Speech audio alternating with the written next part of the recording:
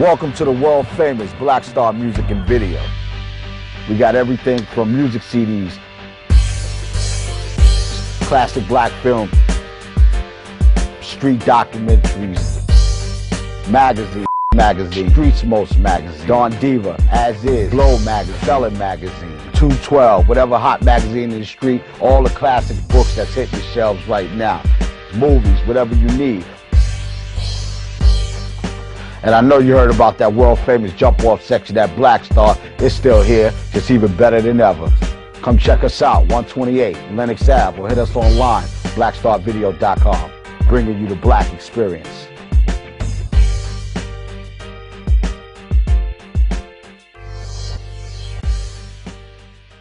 Introducing Troy Reed's Street Stars. Own them on DVD. No matter where you go, there's a street star, there's a story. The real-life stories of the street's most notorious hustlers. Uncensored. Street Stars. Look for these and other Street Stars titles coming to DVD. Rayful Edmond III, the man who was accused by the U.S. Attorney's Office in this town of being responsible for bringing a ton of cocaine into this city. The FBI got a tip from an informant that Rayful was setting up deals from the prison at Lewisburg. They know the raw stuff is coming in. He couldn't have been there for but 2 months before we started hearing. Everybody was moving dope. Everybody was selling wine. Colombians are teaming up with Mexicans.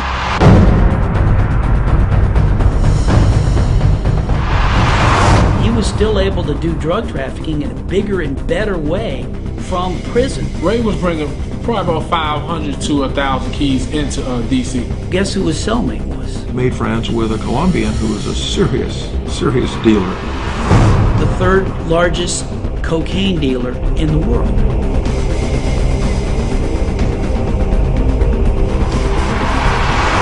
Every now and then you're gonna have a drought somewhere. He never had a drought. Ray was hitting the whole D.C., man. 50 of them keys, right? People wasn't even paying. Ray would send out a message to him. You guys don't pay me, you're coming here with me. 19,000 pounds of cocaine that was seized. That's the largest seizure of drugs I've ever seen in my life. They played the tapes for him with his voice setting up drug deals. You should need money already? You should need money? He knew there was no beating that. He'd already made a decision that when they stepped to him, he was going to cooperate. The Colombian dudes that Ray was fucking with, as well as some of their associates, was fucked up when they found out Ray was informant. One of the most feared drug kingpins in Colombia has given himself up. You don't testify against Colombians if you want to live. Well, right now it's kind of sad. Mr. Edmond is in involuntary protective custody. Because when I'm in jail most of the time, I'm separated from everybody.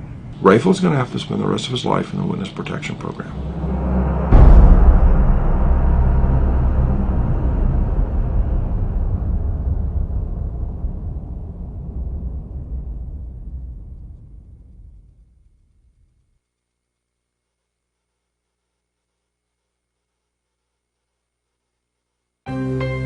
If you wanted something more from life, you had to go outside to get it.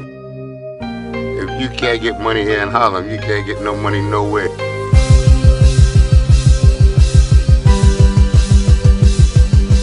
You heard of 3 the hard way? Well, this was the real 3 the hard way. Alpo, AZ, and Rich Porter. They was the mayor of Harlem, all 3 of them together. The small fry motherfuckers that was running errands, man, for them niggas back in the 70s, was bosses, man. It's like everybody here is Michael Jordan in comparison to using the NBA. Everybody's a superstar. But Harlem niggas was the most super flamboyant fly niggas on earth, man. Even the big dudes that was in Queens, the big dudes that was in the Bronx, the big dudes that was in Brooklyn, they was all coming to Harlem. It was coke, it was dope, it was crack. Everything was selling. I don't think nobody in the city was moving coke and crack like what's going on in Harlem. We was the youngest niggas probably in history to ever do it the way we did it. Al wasn't the richest nigga in Harlem, but he was one of the most popular because of the shit that he was doing. Well, people knew him as Alpo. I knew him as Negro. He was just like every other kid in the hood, man. We was all trying to find something to take our mind off the fact that we was fucked up. Because everybody thought he was black, but he was just a dark-skinned Puerto Rican. That nigga speaks Spanish very well. The 70s and 80s was rough. The state of black America is still very grim. Mom's on welfare, you know, dad not at home. He was a good kid, without a doubt, man. He was a damn good kid. He was very humble about a lot of things. As far as I know, it was always his mom who did everything. Mostly you seen Poe and you seen his youngest sister. If he had a problem with somebody or something like that and his moms come down, his moms are like, be like, yo, that's my son, don't touch him. She be on the front line. Poe just, for some reason, always stood out. His mother always had him into, you know, she was always taking him like to camps. He was going away to fresh air fund, we all did that. He stayed the summer with a white family. I think there was another little boy that the family had that was their son, and Al was like their son. You know, he spent every summer with the same family. They always wanted him back. He was just part of the family. We just accepted him to come. We just liked to have him every year. He really was a good kid. Nobody, I can't imagine anybody not liking Albert, and that proved to be the case once he got here. You know, when your first time you met him, you just liked him. He adapted to that, which was good, because you was able to see how different people grow up. Going to the boys club, wanted to be a Marine, wanted to be a cadet. And they loved him over there.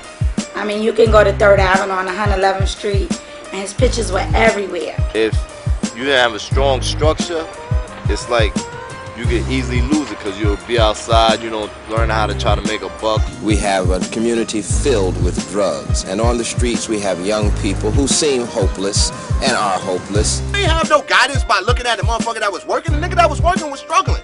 It was 3 of us. Me, Poe, my man, one of y'all. You know what I mean? And us 3 like that, you know, we was about money, man. Like any other kid, he didn't want to be depending on his mother all the time. Anybody that know East River Project is right on the drive. So we would take a garbage can and throw it on the FDR drive. And now to slow the traffic down, then we'll go to the back. When it congests, you know, niggas just walking alongside the barrier till you see that white chick with that purse open, with that yak or that nice diamond chain or whatever, and we just yap it. Jump back over the wall and run through the projects. But I guess that didn't work out for him. He got a phone call from his mother, I think, asking if he could come up here. When he came up the last time and we asked him what trouble he was in, eventually when he told us, he said he was a runner. You know, and we, you know, I think he said that was carrying drugs or something from one place to another. I really remember when he was real young, and a certain OG around the way had him on the corner. Yeah, Alpo used to work for me back in the days and shit, you know. And he was out there hustling, and I was like, yo, what that nigga doing out? Why he always out there? He said, man, that nigga, you know, he's selling that shit. You know, Poe be the first one out, be cold as hell. So Poe was really trying to get that money. I seen he really want that money. You know, you gotta be out there 6 in the morning to fuck with the heroin and shit. So Alpo used to come get a nigga at 5:30. We still be sleep. Poe come out, you know, be early in the morning, and he have a knot too already, because he done caught them fiends, you know what I mean? That nigga started popping, he was about 13. He was like one of the youngest cats out. He started real young. It was that very last time that he came, and he must have been only like 15 and a half, and he had the big chains on, the big gold chains. The kids around here noticed these things immediately and started asking questions. At this time and age, that might be normal, but I'm talking about back in 78. You understand? A 13, 14-year-old kid, you know, 79, that wasn't normal. He was very street smart, and he would observe everything. Nigga had the eye of the tiger, and he was hungry, man. Poe wasn't drinking, Poe wasn't smoking no weed, Poe didn't do nothing, you know. Poe was strictly about getting paper and putting that shit away. It's some shit like LeBron James he got it, Michael Jordan had it, Poe had it. When my nigga Al met my man Shorty Love, and my man Love showed this nigga the way what this is. His game wasn't aggressive at all. When he got with Randy, the beast came out with him. When Alpo met Randy, somehow Randy installed an aggressiveness in him, and he just went ahead and did his damn thing. And he learned, like, listen, if you want to get in the game, you gotta be 110% sure, because the nigga will take you out, and never underestimate the man that don't get nothing. My niggas and them was going on the grind and stick the motherfucking Dominicans up.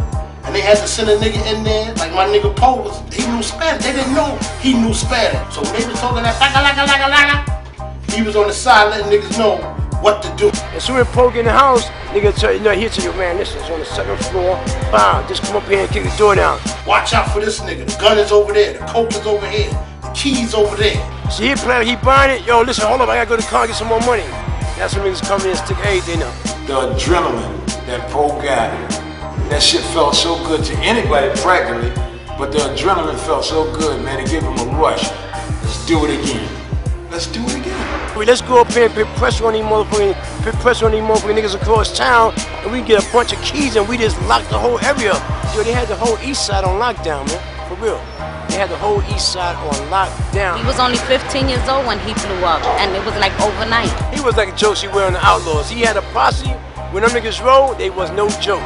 Them niggas, if they went into your house and it was drama, them niggas even turned the fish tank over. They didn't leave no witnesses in that game. After he learned what that heart felt like and how ruthless he had to be to maintain his game and get them papers, he got that. It was a time when he would joke around, but when he was serious, that Puerto Rican would come out of him in a minute. The game was rough, so he just, he put his grind on. He had stick-up kids in check. He was checking stick-up niggas. He was telling niggas, listen, that's my spot, don't fuck with that. And they wasn't fucking with it. And it was funny to watch this young teenage kid work 45, 30-year-old men, and how he would work them and tell them to go to the store and get him a sandwich. Go over there, do this for me, and how they would listen and respect him. A new secret offensive is underway tonight in the war on illegal drugs. It is aimed at stopping the supply of cocaine. Timing was everything, because all the older hustlers had faded out, and the game was wide open. This is the kind of lucrative profit that's in this whole business. Which one of you is asking where we're going to get the money? This is going to help the deficit being reduced, huh? There it is. This whole area right here was nothing but the tyrants. They had the drug shit locked down. But them niggas, so many of them niggas was getting knocked off, and niggas was going to jail, and niggas was snitching on them. So that allowed the Colombians to come in and fill the void. Yo, they started giving it to a nigga cheaper than what the Chinese was giving it to a nigga for. Their production is equal to nearly 3 times the amount of cocaine that was brought into the United States last year. These countries who say they're our friends and they're our allies, they're destroying us. They're going to turn us into a banana republic. We're not fighting a war, but we darn sure are losing the battle. America's already starting to take that message to heart. Tons of cocaine have been destroyed. The United States has sent 6 Black Hawk assault helicopters and 160 U.S. Army pilots and maintenance personnel to Bolivia. The Dominicans had it, they needed somebody to move it. You know what I'm saying? The blacks was the ones that could move it. A revolutionized the shit. When you heard Poe, you heard Rich. When you heard Rich, you heard A. Before you heard of Alpo, you heard AZ. I was getting joints for a dirt price, man. I don't think nobody on the street can compete with the prices I was getting with. He came out with a gimmick. Like everybody else was selling little small bottles. He came out with the GP35s and was selling them shits for like dimes, and he killed them. This big for $10. When niggas was selling shit this big for $50, this is how A blew. These niggas was getting real money. This is the great part of New York City. And you come up here for a dime?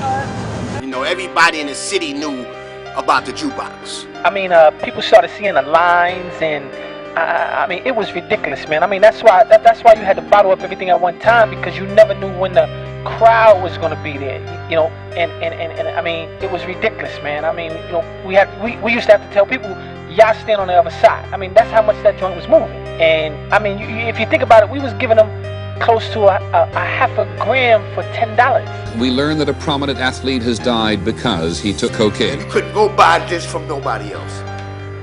You couldn't go buy the material that they had. They had it really fucking good, man. When Poe went over there and got that money with them West Side niggas, got introduced to AZ, this big player, young kid in the game. The nigga just totally took charge of shit, man. You know what I mean? A didn't have to tell him what to do and how to move. He knew how to move, you know what I mean? The nigga was a wolf. He was kind of aggressive, you understand what I'm saying? I guess A took a liking to that, and, he immediately put him down. I believe Alpo wanted it more than the other cats that was around me. he wanted to see how far he could take that shit. Like, he was more like, I want this shit, man. I love this shit, man. He was destined to be rich, man. AZ used to test me sometimes. He used to give me a certain amount of bricks and tell me to go bottle them up. You know, he didn't play that. You know what I'm saying? Like, A didn't play that, man. You know. We had to sit down there and bottle 10 bricks. He gonna sit down there with me and make sure each, you know, bottle's bottle before he go out to work. Because the spot on 45th Street was moving so fast that it was doing 2 or 3 bricks a day. You know what I'm saying? A took a liking to him because it was about his business. Say for instance, Connect give me 100 bricks, and they say, okay, give me $1 million. I'm not going to bring the Connect back 999,000,099 cents. No, I'm not going to do that. I'm going to make sure they have that penny to make it $1 million. Even if a nigga fucked up my shit, whatever, that's not their business. That's my business. You understand? I take it out mine and here, boom. Why? Because as soon as they say, I say here, they say here. You understand? And then they be in a position like, and thought like, damn, I don't want to lose this cat. This cat is loyal. And to me, loyalty brings forth royalty. You know, I seen the bigger picture. And he played fair, so it was no need to be petty, you know, because he wasn't petty with me. He had ideas, he had ambition, you know what I'm saying? He had dreams, and he wasn't letting nobody get in the way. No means necessary, nobody wasn't getting in the way of his plans. He never let A down in the streets when it was crunch time. When we was young and we was down the hill, we was getting paper, a whole lot of it. And there used to be dudes down there getting short paper. They wasn't really getting no real paper, but you know, they didn't extort us or nothing like that, but they would wait for A to leave and then they'll go stick the joint up. You know, A is the kind of person that's, you know, he don't want the problem. He called a semi-meeting with Stanley, his brother, and asked him did they want the spot. Now, he gave opportunity for anybody that was in the crew before Alpo came along to get the jukebox. But they were so used to being spoon-fed that they wasn't ready to leave the nest. Everybody was used to kind of everything being smooth. You know, when you was working with A, everything was just smooth. Wasn't no headaches, it wasn't no murder game or none of that. So when it came to me, I was like, hell yeah. I went in there with a broom and swept up all the bullshit, and it became what it needed to be. Now I got me a gold mine, because I still seen the gold mine in it.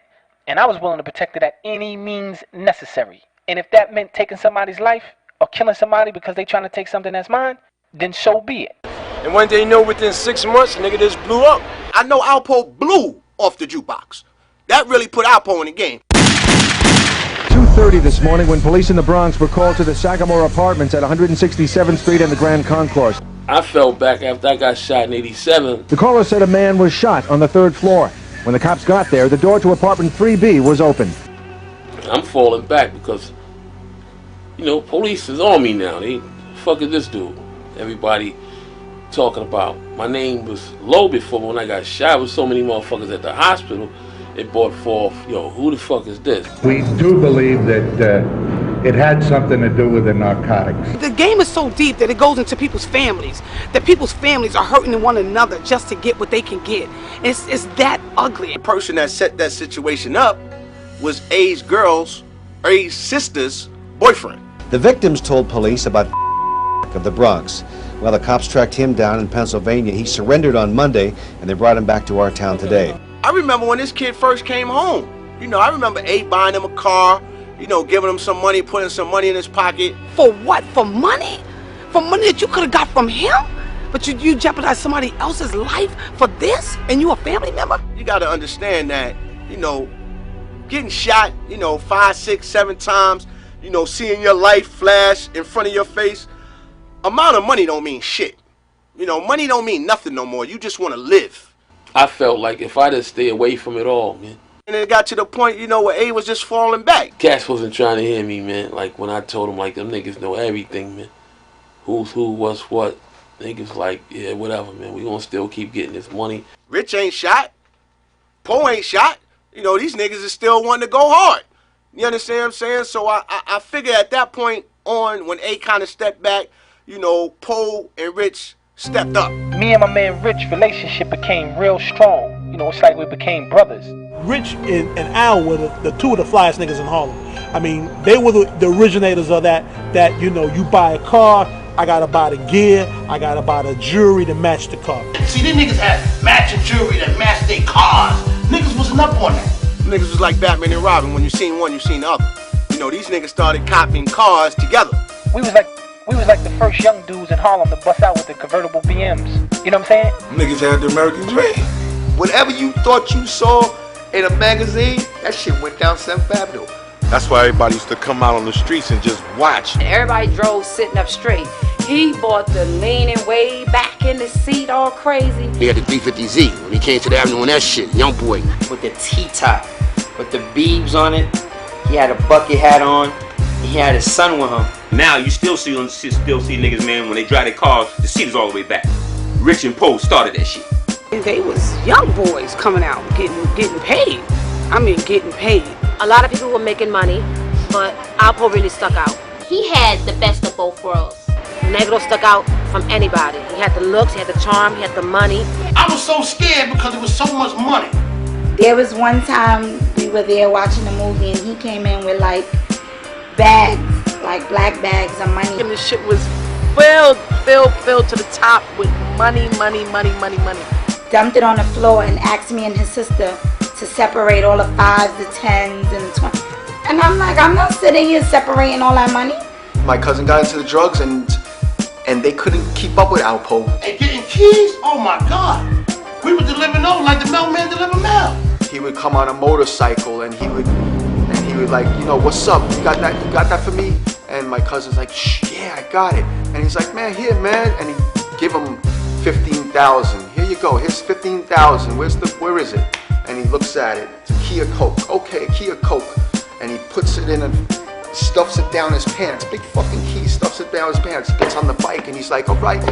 And he's like, I'll see you later. And all of a sudden I look. He comes back around the block. Woo, woo, woo. And I said, oh my God. And he's doing a fucking wheelie. And all of a sudden, the fucking key falls and breaks down 1st Avenue. A fucking key. Then I hear, and he spins around and gets off the bike, puts the bike on a kickstand, and starts picking as much of what he can salvage. When he got that money, he let niggas know he had money because the nigga was wearing shit that nobody else wasn't wearing. He took a style like Dapper Dan and made it a mainstream. Every hustler that was getting money was going to Dapper Dan and getting their own stuff custom made. You know what I'm saying? They blew Dapper Dan up so big. Boxers like Mike Tyson was coming to town buying Gucci outfits. The first time I seen him with a Louis Vuitton trench coat with the fur on it in the rink. The nigga had the rust-colored Timbs on. Pay attention to the year that was that the pictures was taken. Shit is rust on his feet. You know what I'm saying? Matching that jacket. He was just setting trends all over Harlem, all over New York City. He brought the adrenaline to the street. When we come down 8th Avenue up by 55th and all that, we bring the whole hood out. We would have our games up at the Rucker, you know what I'm saying? It'd be jam-packed. Pookie Wilson be playing, Rambo be playing, a lot of dunks, a lot of action, and all of a sudden you hear this run. The street knew they was coming. They all lined up. This nigga standing up doing 20 block wheelies. Looking at everybody, catching all the lights. With his shit hanging in the air like this. Evil Knievel had nothing on Alpo. So all of a sudden the crowd is looking. I mean, they're not even paying attention to the game. You see the whole crowd just in the middle of the street, looking down the street, just following them. This the only nigga I know, DJ Hollywood, used to make Alpo special tapes only. Me and Brucey B would be rocking in the rooftop so hard. And that at the rooftop, man, you would think I was selling drugs in the joint. When Alpo came in, everybody like, oh, Alpo here, Alpo here. Him and Richard give us stacks of money to take pictures with, and I mean stacks like bricks. My man, Poe, he's in the building. Brucey B, you know how I used to do it. My main man, AZ in the house, along with Rich Porter, man. I don't know how we doing it. Yo, I need y'all to the DJ booth right away. All these cats will run up to Alpo and make sure they buy tickets. You know how much he was buying a mixtape for back then? You get a knot like this, yo. Never got a knot for a cassette tape on your life. I'll give you $200 for a 60-minute tape, long as you said his name. He even inspired niggas musically to do what they did. We would be the bad boys of the record business. The true bad boys of the record business. Alpo's name became probably more famous in the street than Alpo, the dog food, became for the fucking canines. He had so much fun, it wasn't even like a business thing. Niggas looked up to him like a superhero because he was a young cat doing it, getting a lot of money, man, and he made young cats want to get money. Al wasn't the richest nigga in Harlem. He gave I never knew him to be everybody. Never. He gave everybody. But he was one of the most popular because of the shit that he was doing. Hustlers used to put francs all the way, food, stuff to eat, all the way down the whole entire block. Niggas used to stand on line. Bus ride, they'd give it. Every year, every block had a bus ride.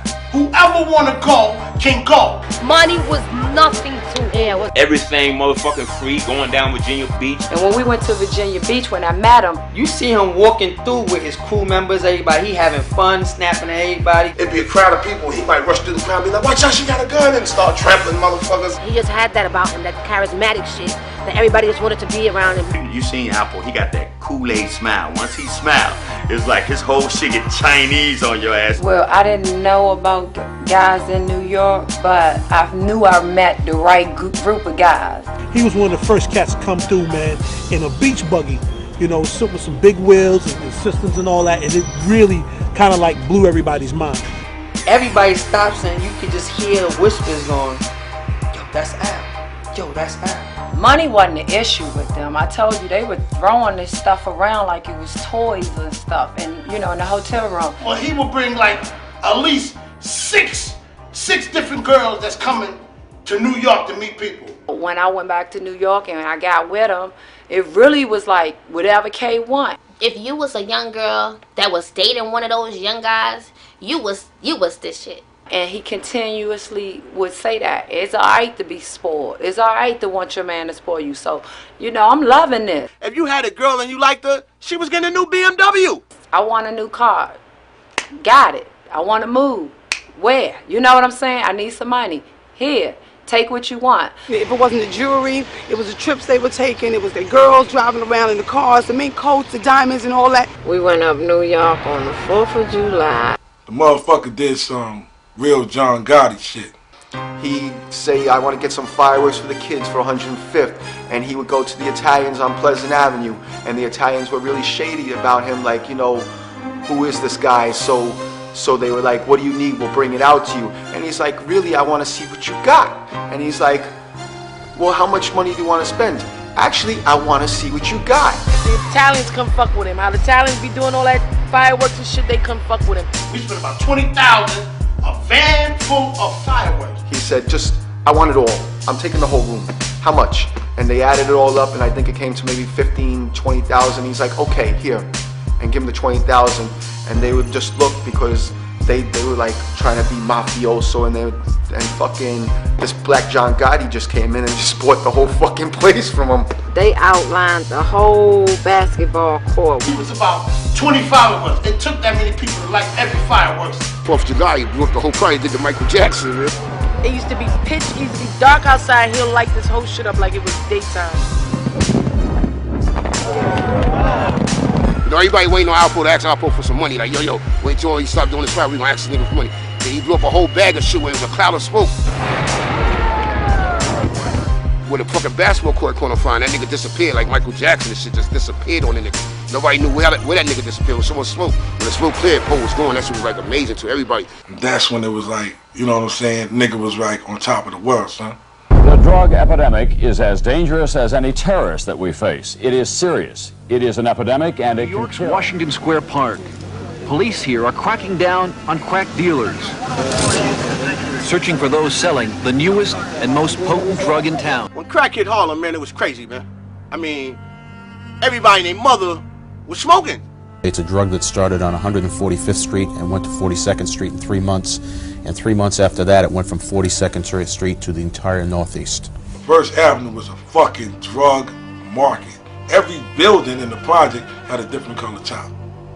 When the crack epidemic hit, you understand, the small fry motherfuckers that was running errands, man, for them niggas back in the 70s was bosses, man. When you look to your left, there was another 18-year-old doing something. You look to your right, there was somebody else doing it. You look behind you, it's like it was just the norm. So you didn't feel like you was doing anything wrong. Like, you know, nobody could have said to you, yo, man, young boy, slow down, so on and so forth, because he would have had to tell everybody that was, you know, in his eyesight to do the same thing. Heroin didn't do nothing compared to what crack did. We're talking about the drug that is responsible for the largest single dollar value in the United States, cocaine in general, and crack in New York has become the preferred form of cocaine. You seen some of the baddest bitches in the world becoming crackheads. I mean, chicks that you wanted to probably make your wife that was looking so fucking fine was looking like shit in a matter of months, just shriveled up, gone. It's an amazing phenomenon to see what's happened. 3 months ago, you could only buy crack in 2 or 3 areas in this city. Today, in 90 days, you can buy it in almost any neighborhood in this city. Everything is shrinking. The fraction of how much money you're making, everything is going down with each change of the drug. Well, we all understand what that means. That means that the supply is going up, up, and up. And so the price per kilo is going down, down, and down. Heroin took people a fraction down. Cocaine took fractions a little further down. Crack took fractions of people and made them absolutely nothing. I mean, guys that was really on and popping became nothing behind crack. I used to be on the avenue late night, so I remember Al, it was a BM, it was a Jeep, they pulled up on the avenue. And then I'm standing out there, you know, I'm all fucked up on that shit. And you know, back in the days, you know, people just hit me. And I was younger, I was like 5 years younger than me. So I'm gonna say Alpo, so I'm saying that day, Alpo came out there one day with all those rich niggas, you know, I don't know where those niggas was from. But they all got out the car and said, Alpo came to me and said, yo, do you believe I do some work, we should be hustling out here for this nigga? Now look at this nigga. They would sell or give or do whatever to obtain it. I was always, when I see Poe car parked outside, I run the Poe window, yo, Poe, what's up? Throw a nigga some change. So just for a joke, I think Poe took it as a joke. He shot at me and shit, you know, and it hit the tree. Then I left, you know, and I came back. I seen Poe getting into his car. I said, Poe, what's up? He laughed. He said, you a stupid nigga, man. I shoot at you, you still come to me. Then he hit me up with like a couple hundred and said, yo, go ahead, cut away. Crack era just changed everything around, man. It wasn't like back in the 80s or 81, 82 when Al, Rich, and A were in pocket and that's all you heard was those 3 names. It ain't like that no more. Now every little small fry got a block, and got a spot, and now things are changing. Down the block on First Avenue was like the coke and the dope. Every 10, 20 steps, it was like when the cops blitzed, they didn't know who to go after. Get back inside.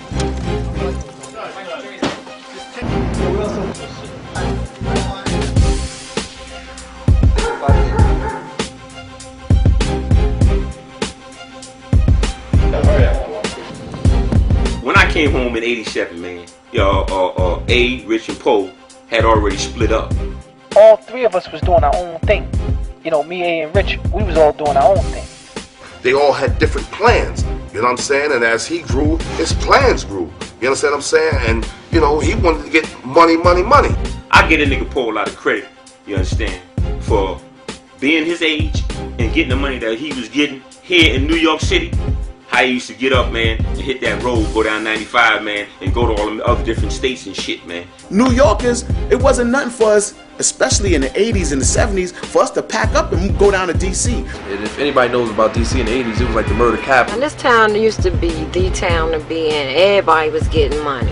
DC took them to a whole nother level. We flooded D.C. so much, there was times I would go down to D.C.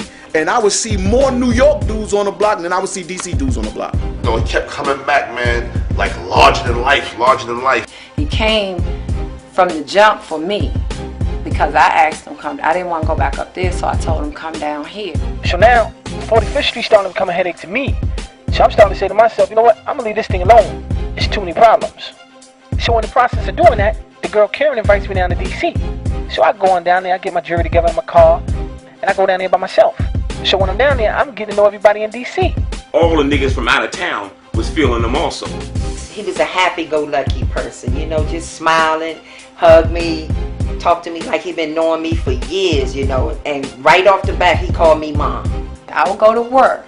He would wait at my house all day. He was tired of sitting around in here, you know, waiting for Karen to come from work. Then he started going out on his own. And he learned DC better than I knew DC. He would like to go out with my sister and her friends. He would hang with me and Wendy in the clubs. We would take him to the go-go's. The nigga smile is what captured everybody. And he embracing all these DC niggas. You know, he hit these niggas off with a lot of cake, you know, buying niggas cars. They going out to Eddie Lennox, going shopping and all that. He came right, you know what I'm saying? He ain't come trying to take over nothing or move in on this or cut into that. Whenever a nigga was giving you like 50 keys on consignment, man, how could you go wrong? Poe wasn't making $300,000-$400,000 in Harlem. You know what I'm saying? He was making that in DC. That nigga had a connect. You can't do nothing but blow up when you got a connect like that. You can't do nothing but get money. And that's how he became really as large as he was, because his competition at that time, if you know, for those who know, was the kid Rayful Evans, and he was, you know, labeled as a $300 million nigga. He was like one of the biggest cats coming up out of DC. He doing life now. But I wound up meeting him, and when he went to jail, he did get even more popular because he from New York. He coming down here. He trying to beat everybody prices, you know. That's when I really really took over the town. You know what I'm saying? The Poe situation, when he went out of town to DC, he started getting extremely a lot of money. When I saw Alpo's turning point is when Rich died. I was on my way to Otisville Penitentiary, upstate New York, to see someone. And Alberto had already told me prior to that you know somebody kidnapped Richard's brother and they want money and they stuck his finger in the recording and left it, you know, all that. So it's like a van to take you up to the prisons up New York. They got the transportation service to take you. So I'm waiting with this girl from DC. I went with her. We waiting for the transportation van. I see the paper with Richard's brother on the front page.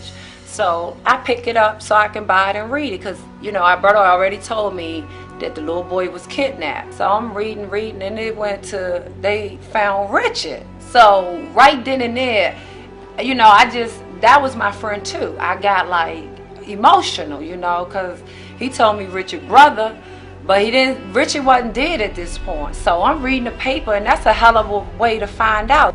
And she called me and told me that she had saw it in the paper about Richard and his brother had gotten killed. And I was like, whoa, you know, and I was scared and I was shocked. And I, you know, scared because she was up there in New York where all these things was happening, you know.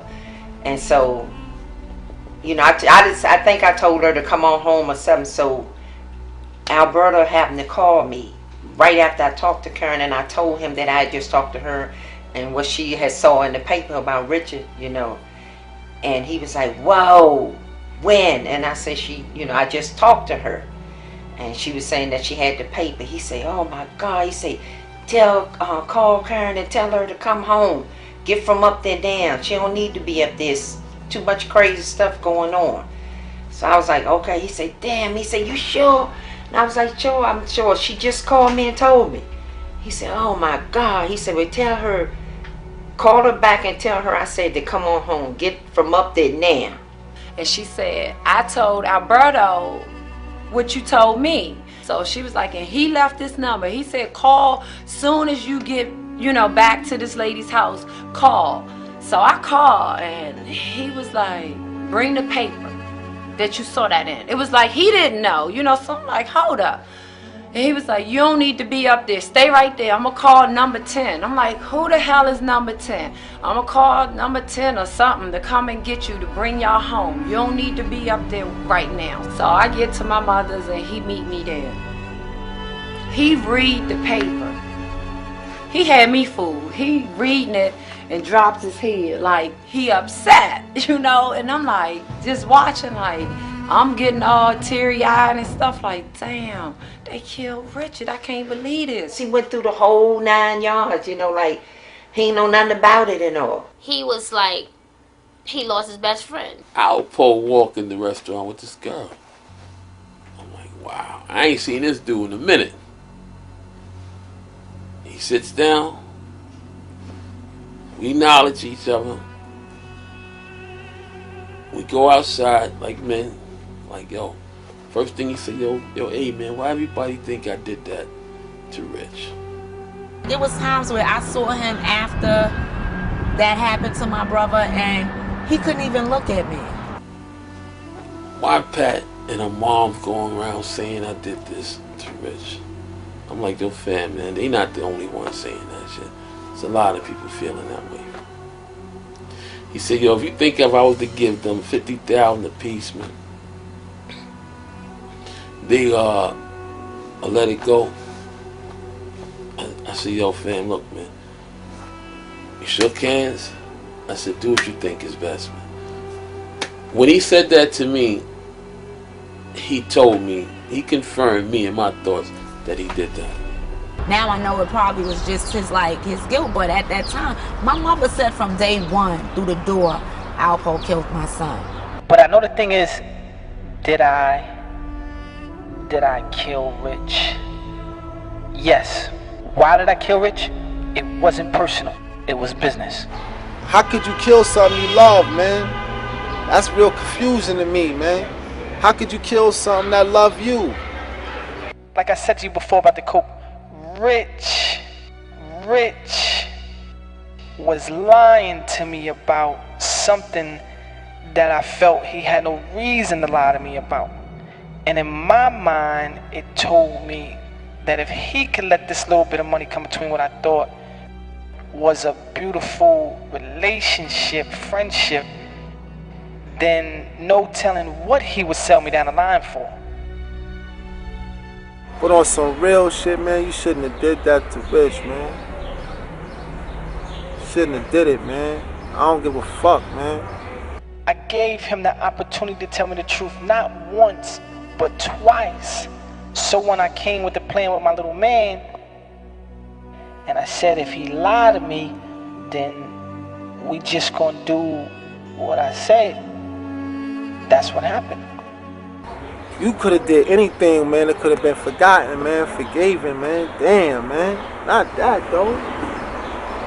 Shit, man. I don't want to keep repeating myself, but I will say that,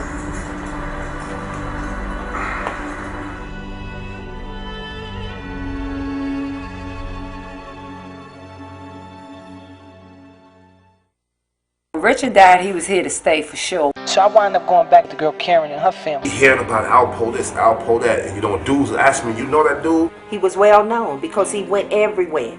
He was in every little crack in every little corner. He wanted to be popular. He wanted to know everybody. Things were changing also down here, see. The game was changing. The streets was changing. He helped a lot of niggas out, niggas that was in jail. You know, he bailing motherfuckers out, you know what I'm saying? He hit niggas off with money, giving motherfuckers opportunity to get money, man. You go out here with anybody. He hanging with anybody. He was around a whole bunch of grimy niggas. There's another element to this game, and it's called the wolf. It's called the stick-up kid. It's called the snatch kid. You can't trust everybody. They don't know you. You ain't from here. You get money. Be careful. And you have to be aware that these niggas exist, man. This is a reality. This is a reality. You can't deny it, and you can't get away from it. And it's all a part of the game. This is a package deal.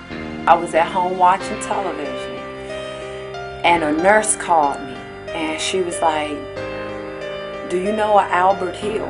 Like, no, why? She was like, because he was just shot. The helicopters is taking him to such and such hospital, and he gave your name. I got shot because they was trying to kidnap me in D.C. So I'm thinking, where he get shot? She was like, he got shot in his body. He's in surgery. They didn't even know if he was going to make it. They couldn't tell us that. Only thing that saves me this day is as I'm talking to this dude, he looks over my shoulder. And as he looks over my shoulder, I follow his eyes. And as I follow his eyes, I see about 4 dudes coming to grab me. Next thing you know, I start running. And when I start running, I hear these bullets coming over my head, and one hit me in the ribs. He made it out of surgery, and they had him in a recovery room. Looking in his eyes, like he was, like he hope he don't die. They had all this stuff hooked up to him, and the machine was breathing for him. Seeing him like that, I just try to keep talking to hold back tears because I just wanted to cry, you know. I felt like, damn, he met her. He down here on the strength for her. Now he done got out here. We didn't introduce him to all these people. I hope he don't die, but he pulled through. But I was nervous for him. I could see it changed him. And he had no choice but to change. I mean, you down here niggas shooting you, trying to rob you now. It's like, to me, he knew I got to step my game up, you know, because they like, if they can do it and get away with it, his attitude was like, everybody gonna start trying to come at him then.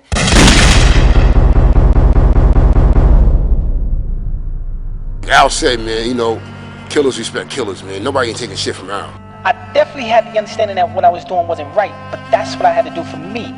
It was like, you know, drugs and murder was like steak and eggs. It was, both of them go, and they taste very good together. Everybody murderers, man. But then, you heard? Just under the right circumstances, whether they're going to withdraw it or not. If he wouldn't have had that killing instance when he went to D.C., he would have never made it out of D.C.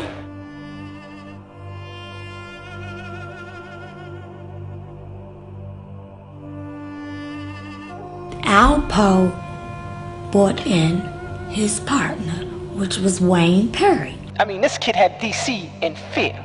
I mean, this kid just didn't care. He was murdering everything that was moving. When Poe hooked up with Wayne, that was the best thing that happened to Poe.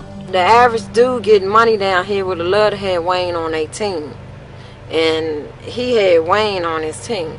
Alberta was characterized as the kingpin of the organization, and Mr. Perry was characterized as the enforcer. Poe had the money and the coke. Wayne had the power. These his new friends. If you're going to get something from Alpo, you best to pay it back, because if not, Wayne is going to handle it. Ain't no freebies, ain't all that nice shit stopping. Wayne's MO was more so than, fuck that nigga, let's get rid of him. If you wasn't on their team, then watch out, because if you had something they wanted, they was coming to get it.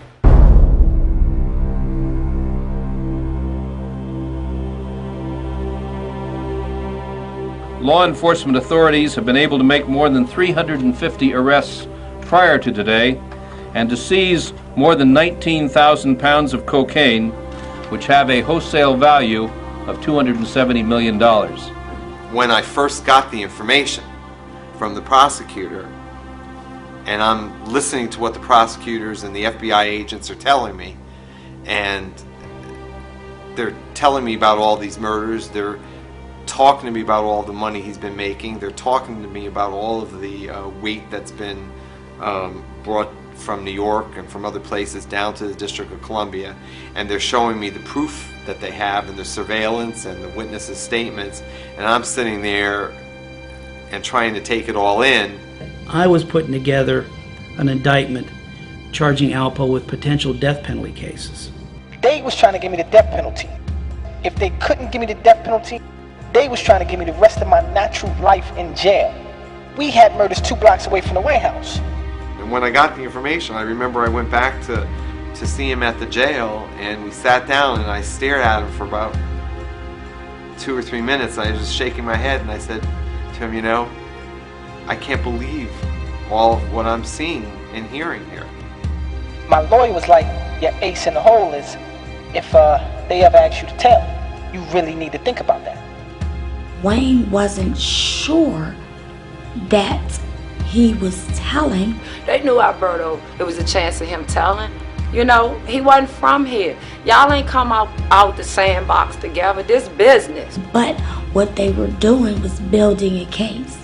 And Wayne got locked up on a whole nother charge, which right then and there Wayne knew that he was telling because they held Wayne. I think what was so surprising to them was the ability of Mr. Martinez to recall details and information about transactions. We believe that as many as 2,000 pounds of cocaine entered this country in a single shipment.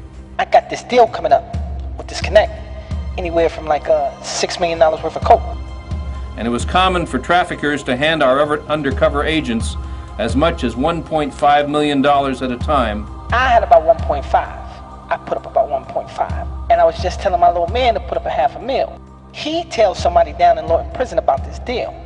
Only thing that he didn't know was that my man Wayne found out. My man Wayne is like, this dude is down here talking trash about you and your deal. This is how much anger he built up for me. So I'm like, yeah. So I'm like, man, we gonna get this dude, but we gotta do this right. We just can't be running up on like that in broad daylight. So I go to Florida Avenue, I go meet my man down there. So as we get in the car, I go to the back and get a revolver from out of the stash. So I pass it to the kids that's sitting behind. So my man, he's sitting in the middle. But he don't know we slipped the revolver to the kid in the back who's gonna hit him in the head. So we ride about 5 or 10 minutes after we get the gas. Bang. That's when my man hit him. I give the signal through the rearview mirror. So my man hit him 2 shots in the head. All you hear is, ugh. He winds up shitting on himself from his muscles relaxing. So he's stinking up the car and all that. So we had to find somewhere to dump his body. So we wound up taking him over to this park, 16th Street in Northwest. I mean, he remembered everything in such great detail. When I heard about these murders and all that, it was like, nah, man, it can't be talking about the same dude. That just sound like if he was a monster or something, man. Alpo was the closest thing to Don Corleone, a Godfather guy, that we had. He gave orders, other people killed. I was called in to have a meeting with the lawyers, which they had showed me the crime scene pictures of all the murders that Wayne was charged with, to have seen some of the murders that were committed. You know, you look at him like, damn, you know, I asked him, what does it feel like after you kill somebody? You know, his response was, some of them, you know, he thought about after, some of them he regretted. So my lawyer came back at me. It was like, listen, man, they really want Wayne Perry. They want you too, but they really want Wayne Perry. And if you got anything good on him, they willing to make a deal with you. Alpo was a smart businessman. He looked at his odds at tangling with the feds and realized that he had more information that he thought he could trade to get him out of this predicament. I remember that the first meeting that we had with the agents, where he had to sit across the same agents who were prosecuting him, who had arrested him, and who had been investigating him for so long.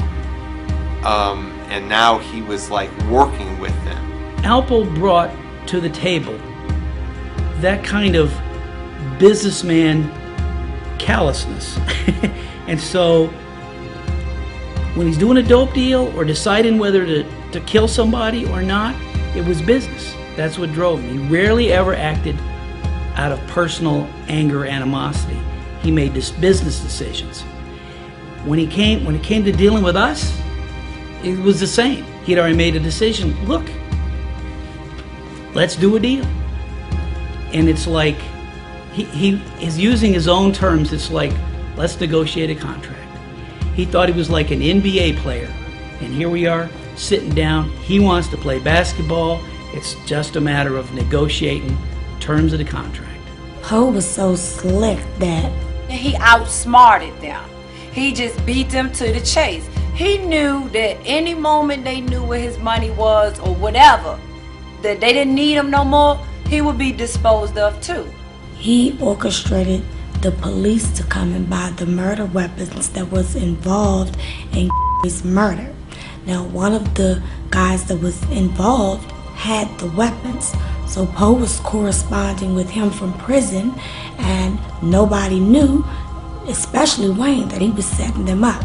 He was able to provide enough information to put Mr. Perry at the place of the murder, and also to provide the motive for Mr. Perry to commit the murders. We had very powerful forensic evidence in Alpo's case, so that time after time after time he would say something happened, the murder happened this way. We had very powerful forensic evidence to document it. We had DNA, we had blood analysis, we had ballistics. All of these weapons had everybody's fingerprints on it. So with those weapons, they had confiscated the MPV van from in front of my house. I mean, we were tearing up carpet in a van and finding pools of blood underneath the carpet in the van, subjected to DNA testing, and it was matched to the victim in multiple instances. And then they had the key witness, which was Alpo. So that was a done deal. Then Wayne was fucked all the way around. Okay, that was the one murder that carried the death penalty. I'm personally opposed to the death penalty, as I've told the president, but I probably asked for it. The death penalty was originally for Poe. When the government came at me, they was trying to give me the death penalty. We got you for this murder, we got you for that murder. This is capital punishment right here. You done. I will ask for it as I have consistently, and I will advocate for it as the law of the land in particular situations if we can secure such penalties. She made the decision that we could negotiate the deal with Alpo and take the death penalty off the table. Wayne told me that this nigga is trying to get these racist motherfuckers to inject me with a needle and kill me. Once you've taken the position I've taken, you got to tell it all. Even if the judge wants to give them the most lenient sentence possible, the judge can't get below those mandatory minimum sentences unless, with one exception, unless they snitch. Then it's like a magic key to the jail. You're facing 7 life counts in D.C. and a consecutive life count in Virginia, plus firearm counts running consecutive. So, if you lie to us, even one time, the deal's off. Poe let the system rape him and turn him into something that he wasn't. He was a hell of a good dude, you know what I'm saying? But he let the federal government rape him.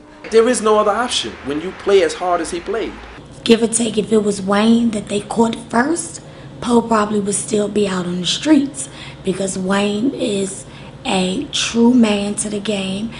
He went out like a soldier. If you in the street, man, you know that's a no-no, man. There's no ifs, ands, or buts about it. There's no getting around it, man. A snitch is a snitch, man. You understand? And if you still in the game, you don't have any other choice. You have to turn your back on him. And he understands that. More than anybody. Once the decision to cooperate was made, there was no turning back.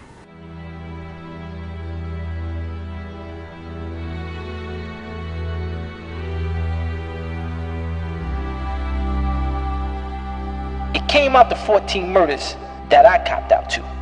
When I say copped out to and all that, being in my position and doing what I had to do for me, as far as testifying and all that, I had to confess to those murders. I had to tell those murders. He never backed down from nothing. He said what he said. He said what he did. You know, he ain't covering up nothing. He ain't bitching up to nothing. He did what he did. In life, sometimes you make choices. And sometimes those choices are good, and sometimes they're bad. He wasn't born a killer. But when you run in with killers, you begin to be a killer. When I asked Al about a particular person that he may have killed, I was hurt when I heard it. And he explained to me that, you know, sometimes in the game, it's either you or the person.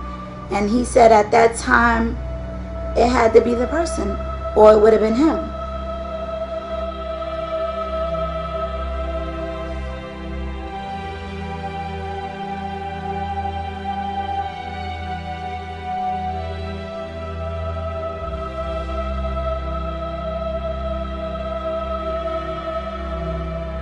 We received the letter from him. The boys wanted to read it, and we showed it to Adam. First of all, it said, you know, where he was, that he was in jail and how long he was in for and what he'd been up to get there, and that he was very sad and he wished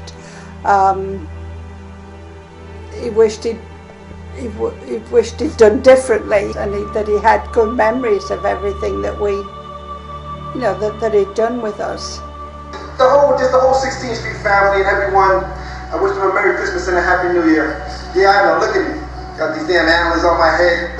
This is what I've been reduced to for Christmas. Yeah, I'm trying to keep the holiday spirit, you know?